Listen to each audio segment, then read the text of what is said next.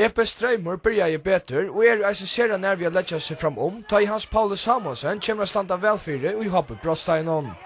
Men tyverre fyrir sundalagsmenn rekar skåti at forstreie. HP høtte skjolta maler tja Epe Strøyme, men vi eit der vanda mikler. Antro av fløton sender Rekva Paulsen innom verjuna, og einsamadler i måte René Torker Rekva trykker. 1-0. Simon Samuelsen stender rengstadur, men avvarskar ikkje spela. Tøy blir ikkje vinka for offside. Epe Strøyma-leikarnir fettla to ikkje fått. Hans Paule Samuelsen vil skåte, men ikkje noe neft. Alex dos Santos, som eisne byrja i utanfyrre, skapte verliga loiv i vinstresøye tøy han kom inn. Her nær vi at hapet gjør sjålmål etter godt forarbeid av Santoset. Det innskiftarne som djev HP-verjene størst høvebrudj. Ein lenke bolter vil sender inn i HP-brottsteien. Her Arnbjørn Hansen hakstor, men av sjálvare målstrykne for HP-verjan rota borstor. Som tøyen Jack sendte Epe Strøymer alt flere folk fram. Men det kostar så eisen jo hinnom enda noen. Martin David omreppig å spela Tor Ingar Akselsen leisan etter utsparsk. Og i æresyfte røyner Simon Samuelsen av flukta bolten ut tomamalet fra Myon-Vøtle. HP kunde ha punktera distan der dotte er senter betre er gagnuda shotallopne. Levi Hansen renner fra Øtlund. Tor Ingar Akselsen smekka til, men av stangina. Epe Strøymer megna onkatøy å sette HP under verlig trust, så at her kunne få utjannande malet. Så tar Eiler Rasmussen etter 6 minutter ivetøy fløyta for seina sofer, var greit at HP vinner dysten vi markar 1-0. 20 minutter settene Jakob Borg atropa spel. Godt bandaspel enda vi en gåen innlegge, som Jalgrim Elter skallar i malet. 1-0 til B36. Detta ærofer at Klaxo Skinkeren skårer for B36 i landskapen New York.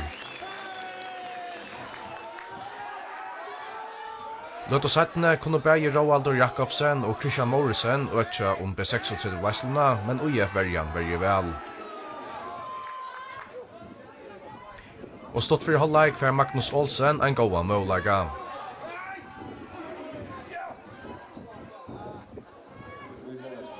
Besta målagan til UF i fyrre halvleikje for Frittleif i Lampanon.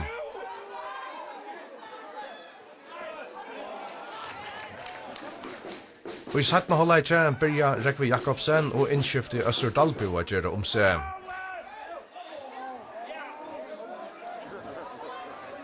UF heldur av at trusta, Øssur Dalbu vel opplagtor, spiller en gåan bøtt til Antti Olsen, men skåter for beint fram vid malen. Ta 17. halvleikor 20 minutter gammal, for B36 en risa målega at avgjøre dysten. Christian Morrison legger vel en 4, og til enda vi at Jalgrim Elter skjuter. Og bare 2 minutter settene vera B36-leikarne revseier. Jan Ellingsgård ved en gåen innlegge, og her Vanda Mikla Høttic og Rekva Jakobsen klart at her måte 1-1. Ta 1 minutter etter av vanlige leiktøyene Rekva Jakobsen tatt via vinnadisten for UF. Men flere mål kommer ikke, B36 og UF og 1 stig for. Minutten etter for Bjørnafjers atter i Alopp. Michael Hensi sender bolten ut til Høgna Midjord, og vi setter feriemåter efter Soria Brøstøynum. Og så leker unge Mads Hensi Bjørnafjers og 8-0. Etter målet dåna i spillet nekka, og i 20 minutter skiftes linje at heva bolten. Til utan at nekka særlig målmøllage spurtes borserur. Efter Soria-verjan sendte nekkar lengra boltar fram i Aloppet. Og teg av endas urslit ta i Obi Charles for fætter en bølte. Legger en 4, og så jaunar Henning Johansen til stora glede for de mongo FC Soria viasvatsene, og var kommet til Sandbøydene, vid tettnene og østene vid kjøkkenga baton og Sjorøydene. Tider over, skal jeg altså sige. Atter en lengre bølte fra FC Soria-verjene, men his for Bjarga Bari Johansen. I 17 halvleik byrja og soringarna her det släppte I fyrra. Men hes fyrir på. Etter hetta stekka I Soria-lige med som opp, og var rarer gestur framfor bjørnafjørsmalet.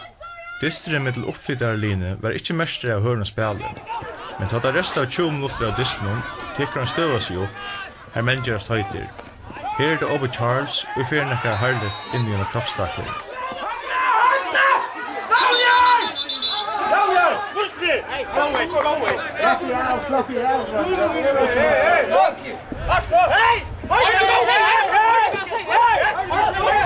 Bant etter hese hending her oppe I Einarfjørs fryspark.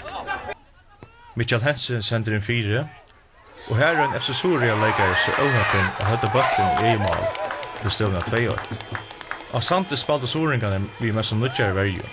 Ta trutjer at han vanlig 4, og I verjene ikkje var vi vegna sjuko, karanteno og skeia. Og det såstel tøyer at han nødgjør og hødde tidsi iver, ikkje holdt var samanspalter.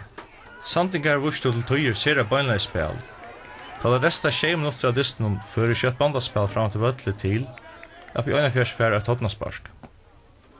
Så I minne 4, og her setter dagsens medover Mads Hesse bølten I malet vi høtten til endalega støvna 3-8. Tofta menn får en dreim av byrjan ta I malverjen til Vujkinje, Gesa Tori slær bølten og I net. Ringa byrjanen setter seg etter at han død med beinene av Vujkinga-leikaren og tog I 16 av minutter I rett I gale. Verjan til Vujkinje rekar snakk sagt ikke bølten, og så setter Paul Johannes Justinesen foten av 2-0.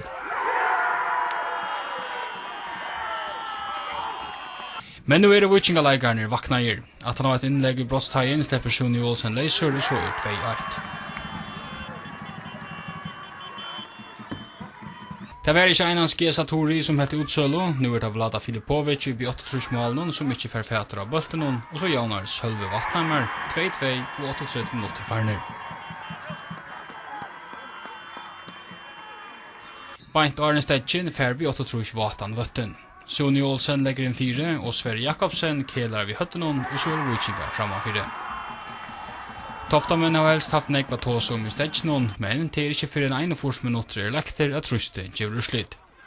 Otter Høygård som just skifter inn, Jaunar til 3-3.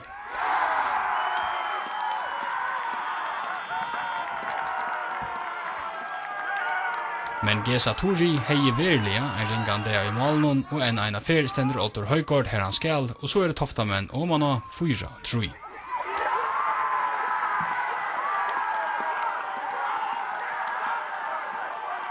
Vujkingur gjør nu en av seinast og runda Jauna og tar tveit alt følt fram. Men som så ofta så er mål I hinn enda nån. Otter Høygård skorar rent hat-trick og på småar 20 minutter. Dysten endar 5-3 til 8-3 Tofton mot Vujkingur. Tar golo hava flere gå allop, og her vil jeg ha brottspart av Christian Høgne Jakobsen detter inn I Brosteinon. Men dømaren Peter Reiner som stender vel 4 dømer ikkje. Jesner og Arjun duo på snær allop. Bølteren vil vunnen I veien, og så en lengshending fram til norske allebæren Stig Roar Søbstad. Her Andras Gang og Vætjen og forskåde bølten ut til innkast. Det var ikke størst store malmåleganer I 4 halvøyje. Her fryspark lukka via blå vanda mykje, men lydelig fyrir av skåtenen og Tore Thomsen for vippa og pum. Et godt om godt omstillingsspil tja Abbe. Fabrice Amichian vinner bølten I vinstre søye og ser det fyrra. Legger inn til Dion Split Jakobsen som ikke får temarhalt av bølten. Heimali for sannast av målleggen I fyrrhallegget at hodna spark I nær via djeva mal. Fyrrhallegget alltid vil heva. Vi vil ta alle en jøknon og skapa flere chanser. Man kan bare skåre på det. 17 halvlegur byrja vi at Jessny vil hava brottspark ut av med at bølten kommer I hånden av en NSU-leggere. Men heldre kjes for leter ur fløytene til domarnon. 20 minutter lagt av 17 halvlegget. Einar Hansen teker fryspark. Abbeverjan for Lotta Borster I fyrste I atlo. Bølten enda til Christian Høgna som smekkar til beina veien. Og inn I 5 meter sitter Clement Olsen føduna. Taurur I Abbemalnon I prusgiven 8-0. Etter mal gjelder Heimali fram av trusta og tar Erias nærvi til Christian Høgna røyner seg vid høttenon. Halva tumme lagt av 17 halvlegget. Christian Høgna trillar bølten til Einar Hansen som smekkar til. Inn I Brostein og stender hina lekjene og atre Taurur prusgiven 2-0. Boen for disse låg stafest Christian Høgna enn så I serien. Liskiparen fra bølten utanfor Brostein, snærar rundt om seg sjølvan, og så I Morten Ur Hørg setter av. Kjemmer inn I Brostein, og Arjen Aristid for takla, smekkar han til. At ser godt mal.